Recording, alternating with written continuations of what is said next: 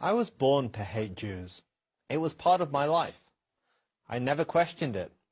I was not born in Iran or Syria. I was born in England. My parents moved there from Pakistan.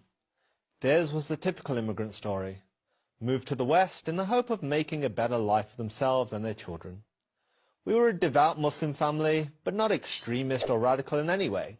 We only wished the best for everyone. Everyone except the Jews. The Jews we believed were aliens living in stolen Muslim land, occupiers who were engaged in a genocide against the Palestinian people. Our hatred, therefore, was justified and righteous, and it made me and my friends vulnerable to the arguments of radical extremists. If the Jews were as evil as we had always believed, mustn't those who support them, Christians, Americans, and others in the West, be just as evil? Beginning in the 1990s, speakers and teachers at mosques and in schools began to endlessly repeat this theme. We were not Western, we were not British, we were Muslims, first and only. Our loyalty was to our religion and to our fellow Muslims. We owed nothing to the Western nations that welcomed us. As Westerners, they were our enemies. All of this had its desired effect. At least, it did on me. It changed the way that I saw the world. I began to see the suffering of Muslims, including in Britain, as the fault of Western imperialism. The West was at war with us, and the Jews controlled the West. My experience at university in Britain only enhanced my increasingly radical beliefs. Hating Israel was a badge of honor. Stage an anti-Israel, pro-Palestinian rally, and you were sure to draw a large, approving crowd. While at university, I decided the protests and propaganda against Israel were not enough. True jihad demanded violence. So I made plans to join the real fight.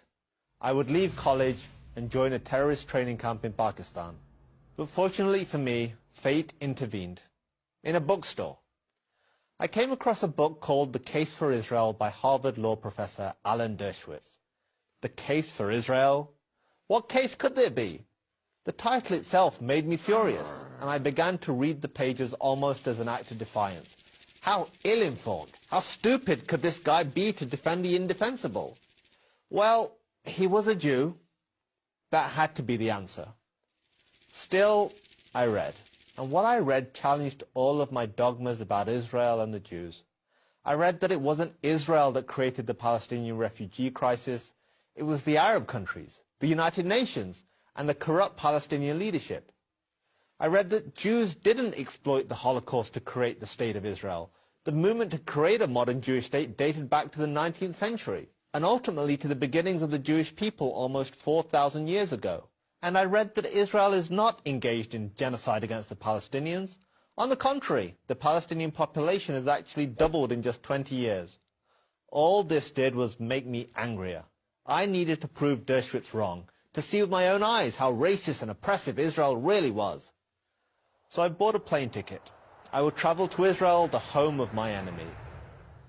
And that's when everything changed. Everything.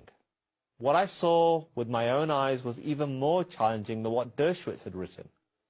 Instead of apartheid, I saw Muslims, Christians, and Jews coexisting.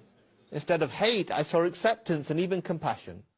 I saw a raucous, modern, liberal democracy, full of flaws, certainly, but fundamentally decent. I saw a country that wanted nothing more than to live in peace with its neighbors. I saw my hatred melting before my eyes. I knew right then what I had to do. Too many people on this planet are consumed with the same hatred that consumed me. They have been taught to despise the Jewish state. Many Muslims by their religion, many others by their college professors or student groups. So here is my challenge to anyone who feels this way. Do what I did. Seek out the truth for yourself. If the truth could change me, it can change anyone. I'm Kasim Hafeez for Prager University.